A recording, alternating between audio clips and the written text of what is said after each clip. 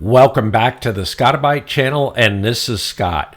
So today we're going to learn where and how Incus stores its data. So Incus containers store data in storage pools, and you'll recall when you did the Incus admin init, when you were following my tutorial Incus containers step by step, it created a storage pool which is by default named default. And if you do an Incus storage list, it'll list all of your storage pools, and by default you only have a single storage pool. And Incus containers and Incus Virtual Machines also create volumes inside of storage pools. And in order to list the volumes that you have inside of an Incus storage pool, you can do the command Incus storage volume list default. And Incus images also use volumes in Incus storage pools. So as an example, if you do an Incus launch command on, say, the Ubuntu 2204 image, it pulls that image down from linuxcontainers.org from the image repository, and it uses it to create your container. But also it places a volume with that image into your default storage pool. And additional volumes can be created and used by Incus containers and Incus Virtual Machines. And so Incus can access storage at the Incus host level, similar to how Docker volumes work, and we're going to look at that as well. And Incus can access USB devices connected to the Incus host. And if you watch my recent videos on Incus 0.7 and Incus 6.0, I described where the capability to mount USB devices has now expanded. And so this tutorial is about options to access supplemental storage from an Incus container or an Incus virtual machine. Here we are over on my Incus test server, and if I do an Incus list, you'll notice that presently I have no containers assigned.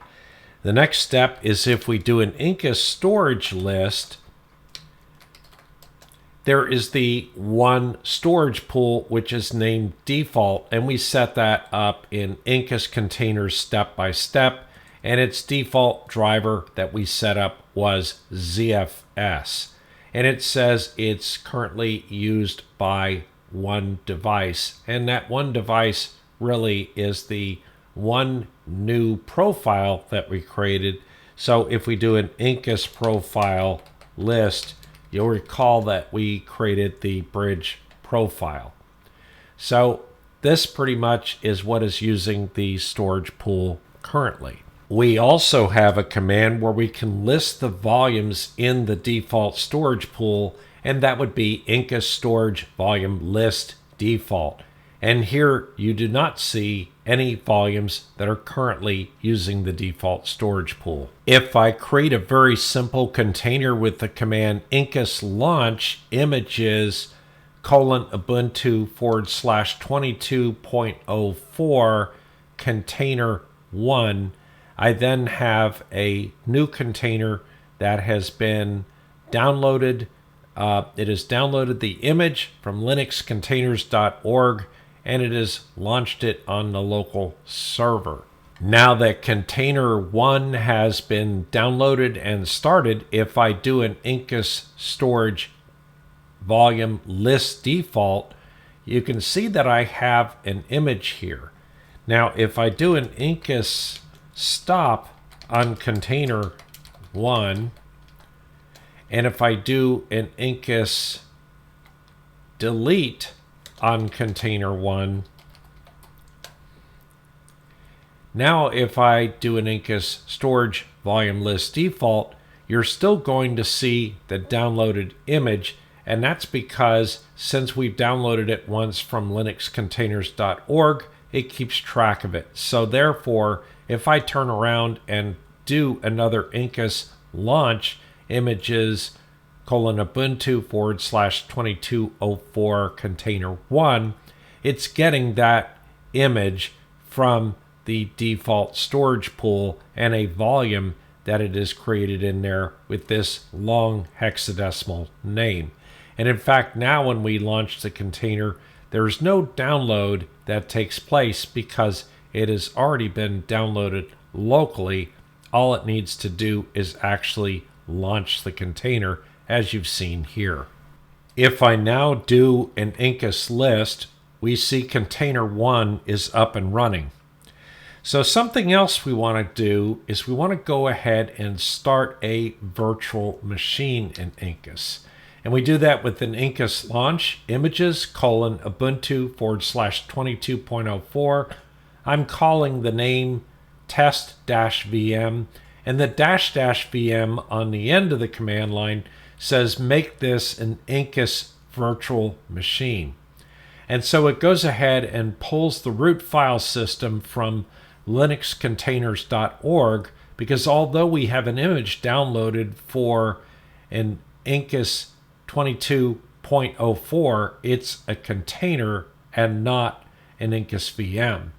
So now it had to download that image in order to create the Incus VM. Now that the VM is started, if I do an Incus list, we'll see that we have an Incus container over here named container 1, and we have an Incus VM named test-vm.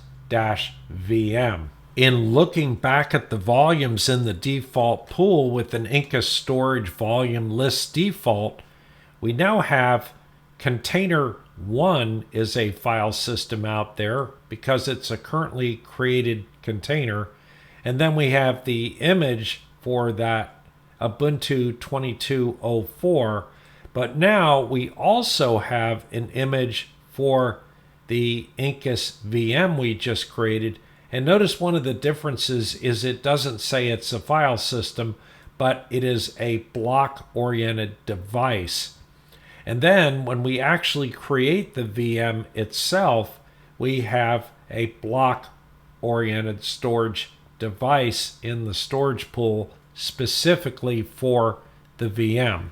We can always delete the two images that are listed here, and the only impact would be that if we wanted to create a new container or a new virtual machine based on those images, it would have to download those images again from the image repository at linuxcontainers.org. When we create a VM, as I mentioned before, it's a block-oriented storage device. And so if we do an Incus shell and test VM, and then we do a df command inside of the container, we're going to see that the root file system here exists, and that root file system is 8% used, and it has a relatively small size of right at about 10 gigabytes. What if we want to make our root file system larger than 10 gigabytes? Then you can exit out of your VM and go back to your Incus host, and we can execute the command incus config device override test-vm root size equals 50 gigabytes, and we've made that disk 5 times larger. Now if we move back inside of the test VM shell and we do the df command again, you'll notice that the disk size still does not look like it has been enlarged. In order to see the disk size change take place, we're going to exit out of the test VM, and then we're going to do an Incus restart on test-vm. Now that test-vm has restarted, I'm going to do an Incus shell test VM and do another df, and you can see that it is now up at 50 gigabytes, and rather than using 8% of the root file system, we're only using 2% of the root file system. Notice in this configuration, we have two partitions mounted, SDA1 and SDA2, on our Incus virtual machine. And SDA1 is the EFI boot partition, and SDA2 is the root partition. Suppose that we wanted to create another disk drive. In order to do that, we're going to go ahead and exit out of our Incus VM and come back to the Incus host. And then we're going to execute the command Incus storage volume create default my disk size equals 10 gigabytes and type equals block, meaning block oriented storage. So we've now created a disk called my disk. We can see our new disk by executing the command Incus storage volume list default, and it will list all of the volumes that are in the default pool. And now you can see that one of those volumes is defined as a custom volume, and it is called my disk. Let's head back into the test VM with an Incus shell test VM, and let's do a lsblk and look at our block-oriented storage devices. And again, you can see that we have SDA1 and SDA2 that are associated with the two partitions that exist, the boot partition, the EFI boot partition, and also the root file system. In order to attach our new file system to the VM, we exit out of the shell of the VM and we execute the command Incus storage volume attach default my disk, which is the name of the disk we created, and we want to attach it to the test-VM. Now let's head back inside of the shell for test VM, and once we get there, we'll do another df command, and you can see that we still have no new file systems showing up here, but that's because df only lists the file systems that are currently mounted. So we want to do an lsblk again, and here you can see that we now have a new device which is 10 gigabytes, well actually 9.3 overhead, and so it is showing up as device SDB. I have a video entitled Linux Disk Drives that goes through all the steps of setting up a drive and associating it with your system. I'll just start out here by saying that Linux VMs, or rather Incus VMs specifically, have a very lean image they start with. So the first thing that we need to do is an apt install on Parted. And Parted is the command line partition tool. Now that Parted is installed, and since we know the name of our disk is SDB from having done the lsblk command, we're going to go ahead and execute parted/dev/SDB. And once we're inside of Parted, the first thing we want to do is make a partition table. So we're going to do a make label GPT, which will create a GUID partition table. After we create the partition table, we have to go ahead and create the partition, and we'll create the partition with a command make part primary ext4, saying it's an ext4 partition beginning at the 1 megabyte boundary and using 100% of the available disk on that particular disk drive. And we go ahead and quit out of the Parted utility, and then the next thing that we want to do is execute the fdisk command just to see that our partition is there, and we can do an fdisk-l/dev/SDB, which will list the partitions on that particular device, and there we go, we have a Linux file system over there. So the next step is we want to format that partition, and since we know that partition is SDB1, as is listed there, we're going to do a mkfs, otherwise known as makefilesystem.ext4/dev/SDB1.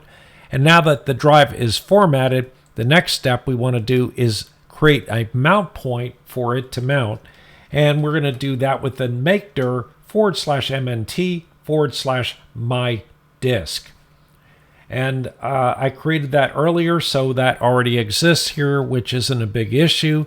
And then I'm going to turn around and perform the mount command on it. And I do that with a mount -t, meaning type auto, detect what type of disk it is, /dev /SDB1, and then the mount point is /MNT /my disk. And it goes ahead and mounts that. To prove that it's mounted at this point, we can do a df command, and you see that we have an SDB1 that is mounted over on /MNT /my disk. If you follow my video on Linux disk drives, in there I talk about how to configure the file systems table to set this drive up so that you can mount it automatically when the Incus VM boots.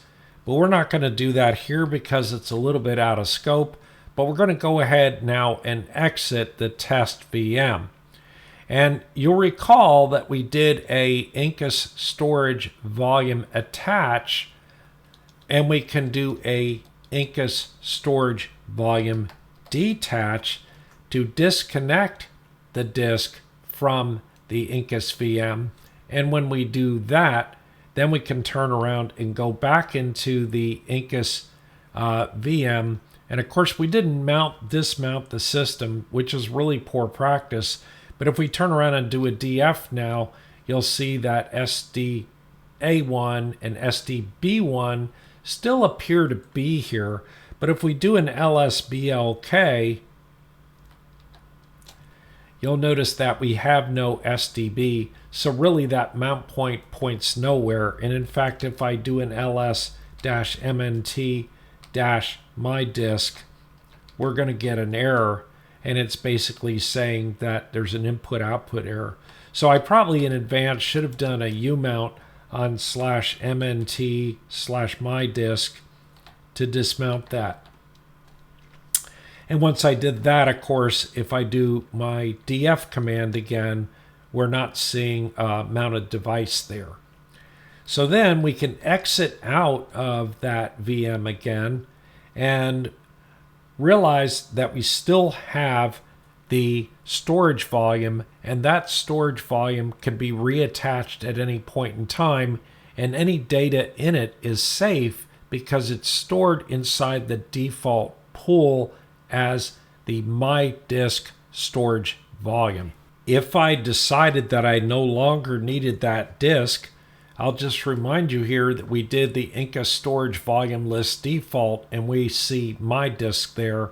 I could certainly do an Incus storage volume delete from default, and then the name of the disk is my disk.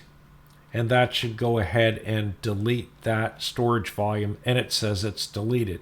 If we turn around and do an Incus storage volume list default, you'll notice that my disk is gone, and so is all of the data on it. As a reminder, if I do an Incus list, we have not only the test-VM Incus VM we've been dealing with, but we also have container 1. Container 1 is an Incus container, and as such is very lean and lightweight. And that's a good thing. However, it doesn't provide all the operating system capabilities like being able to format and mount block storage devices. So therefore, we're going to go ahead and do an Incus shell into container 1. And once we're inside of container 1, I'm going to go ahead and create myself a folder.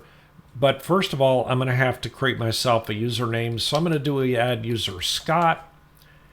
And I'll go ahead and give Scott a password. And then just go ahead and do a usermod -a capital G sudo Scott and put Scott into the sudo group. Then I'm going to do an su space dash space Scott. And if I do an pwd over here, I can see that I'm in /home/Scott. So I'm going to go ahead and do a make dir on my data. So I've created a folder called My Data.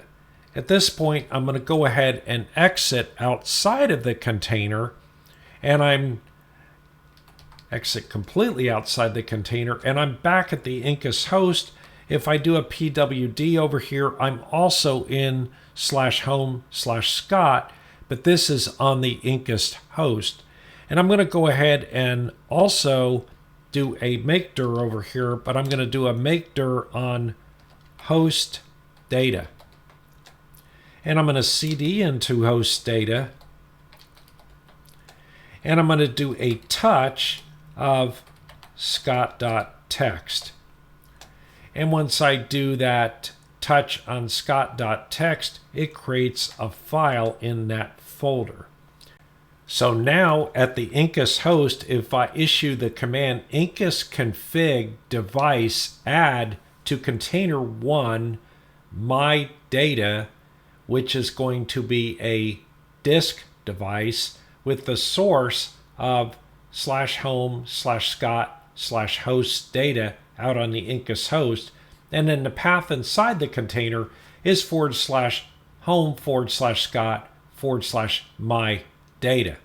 And when I do that, it says device my data has been added to container 1. And once again, recall that if we do an ls here, we have scott.txt, and just for fun, I'll turn around and do a test or a touch over to example.txt. And so I have a second file. If I do an ls, there we are. Now, if I do an incus shell over to container 1, and I do an ls, we're not over in the Scott account, so I have to do an su over to Scott. And once I'm over on the Scott account, I cd into my data. And then inside of my data, if I do an ls, there are the two files, scott.txt and the most recently added file, example.txt, showing you that we can now see Incus host files from within this container named container 1. This is great for being able to access host data. However, sitting inside the container here, if I try to do a touch scott2.txt, I'm going to get an error and it's permission denied. In order to provide write access permission from inside the container to host files, we're going to need to exit back out to the Incus host. To make our container access read-write, we need to make some changes to the subordinate GID table. And if we do a cat/etc/sub GID, you can see that we have two entries in that table currently. And then we also want to find out what our GID UID is. And of course, if we do a ID, we can see that we're GID 1000 and UID 1000. So once we have that UID, you have to add it to that sub GID table. And so normally, if you have that GID, then what you need to do is an echo of root:1000:1, and then we sudo t that over to this file. And once we provide our sudo password and we turn around and do another cat of the /etc/sub GID table, you can see here that there is now a new entry in this table for our root:1000:1. If we go back inside of our container with an Incus shell to container 1, and if we do an ID inside of the container, we're going to see the root GID and UID, but we really want the ones for Scott. So it's interesting, but that when you create a Incus container, it really has a default Ubuntu account. And when you create your first account, it will normally have a GID and UID of 1001. That being the case, if we go ahead and SU over to Scott and then do an ID, you'll see that it is 1001, 1001. So we want to exit back over to the Incus host again, and that being the case, we want to issue a command to go ahead and map 1000 to 1001, 1000 being outside the container on the server and 1001 being inside the container. And we do an Incus config set container1 raw.id map both 1000 and 1001. And the last step in this remapping is to do an Incus restart on container 1. Now that the file systems are remapped properly, I can go ahead and do an Incus back into Incus shell back into container 1, and then I'll go ahead and do an SU over to Scott, and then I'll do an ls, move myself into the my data folder that we mapped, and in here I have a couple of files. We'll go ahead and do a touch to Scott2.txt, and it goes ahead and creates the file correctly. We do an ls and we have Scott2.txt, and likewise I could of course do an rm on example.txt and remove it, so now we have only these two files. If we exit out of the container completely, out of the shell, and then we go do an ls on the host data folder, you can see that we have Scott2.txt and Scott.txt, proving that we have read-write ability in both directions. As food for thought, consider that the host file here in the Incus host data, that particular folder could be a mount point for another disk, or perhaps it could be an NFS exported file system that's served from something like a NAS or another system where you have more storage space other than on your Incus host. So how do we see the associations that we have for these mapped disks? And the answer is you could do an Incus config show container 1, and in this case it says I have a device called my data, and here's the path and here's the source, and it is a disk mapping. This concept is really remarkably similar to the virtual volumes that Docker has, and this is how Incus handles the mapping of storage from inside of a container back to the Incus host. Suppose you're done using this particular file mapping. If you deleted the Incus container 1, of course the file mapping would go away. But let's suppose you want to keep the container but just delete the file mapping back to the host. And we can do that with an Incus config device remove with the rm container 1 my data, and it will say device my data has been removed from container 1. And in fact, if you do an Incus config device show container 1, you're going to see that there are no longer any file mappings. So we also have the ability to connect USB devices. And if we consider the special case of USB flash drives or USB external disks, then what you really have is you really have a block-oriented storage device. Now keep in mind, you can't mount that from within an Incus container, and the reason for that is because, again, it needs a mounted file system. So the way you would achieve that is you would mount it to the Incus host, and then you would use the previous technique in order to go ahead and access it. But we're going to go ahead and look at using a USB device directly from an Incus VM. And I moved over to my desktop system. And if I do an Incus list, here I have my desktop system. And I can go ahead and do an ls USB on it.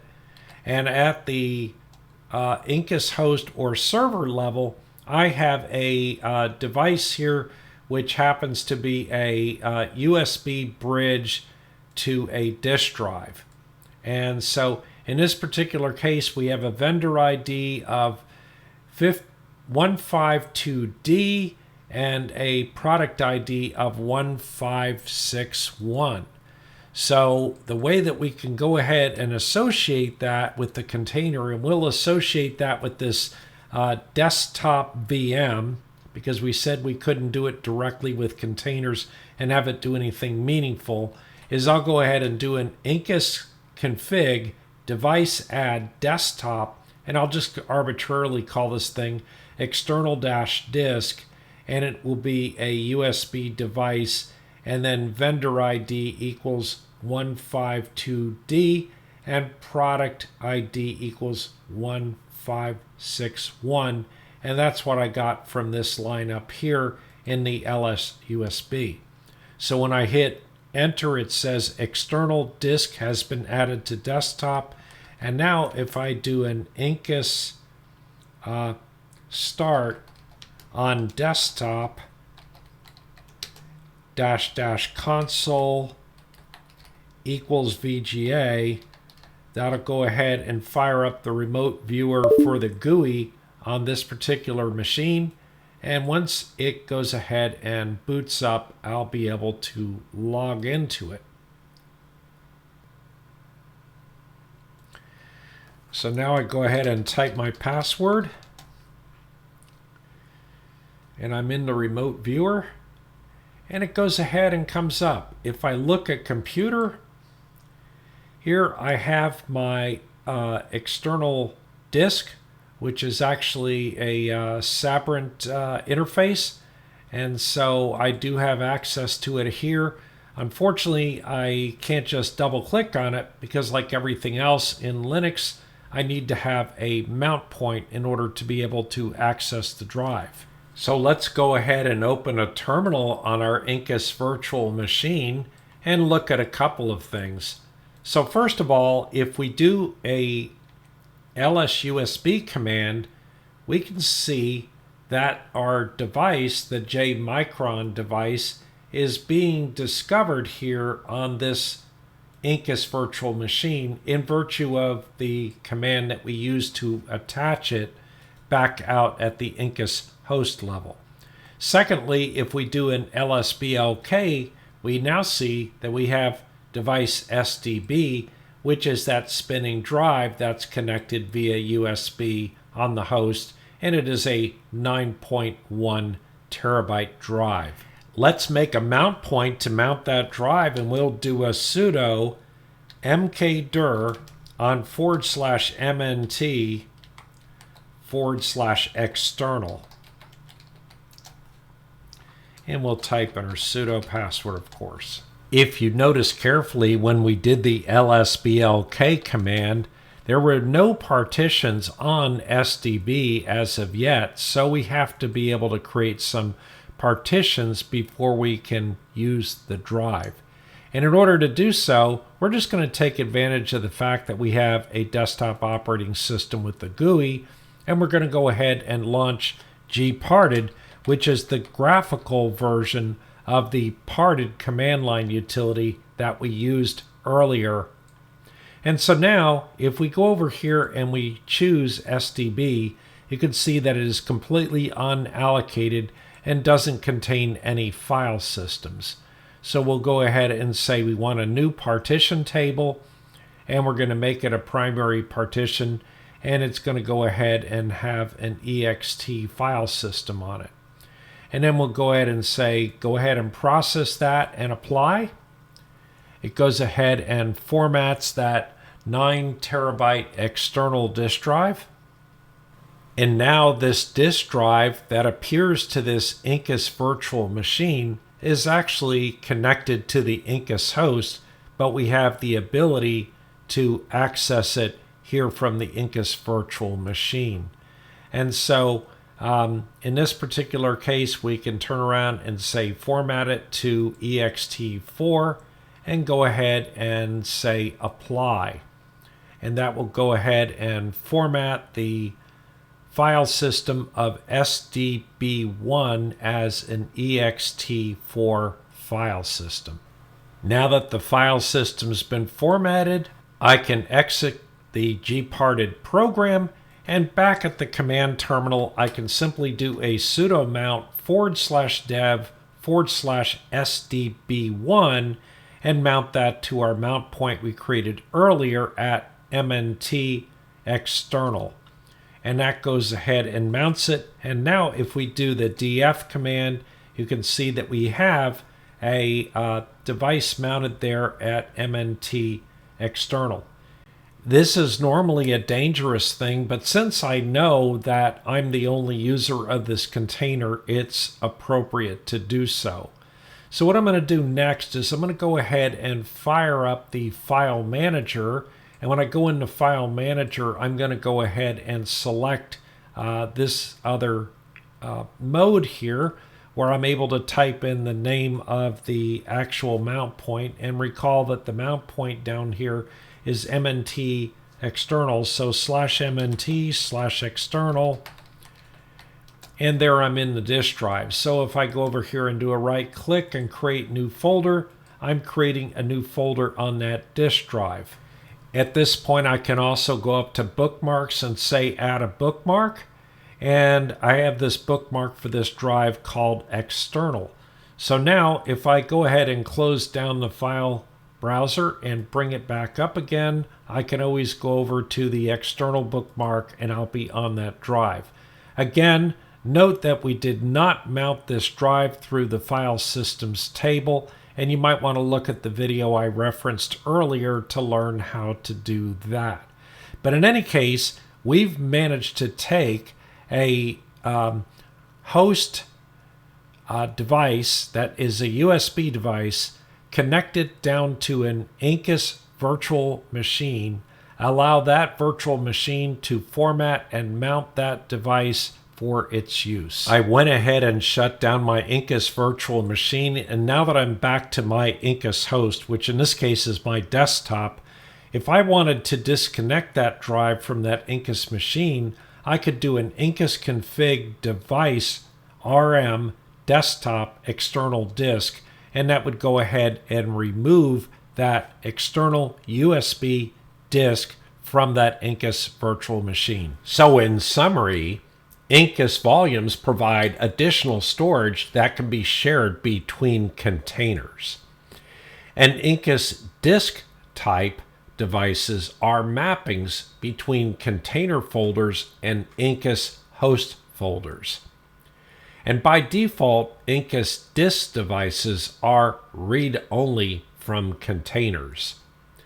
And Incus USB type devices can also be accessed from an Incus container or an Incus virtual machine. And the file system in user space, otherwise known as Fuse, is a Linux kernel module through which Incus can access host files. So anyway, that's it for today. Please subscribe and like to the channel, and don't forget to hit that notification bell because it really helps the channel, and we'll see you next time.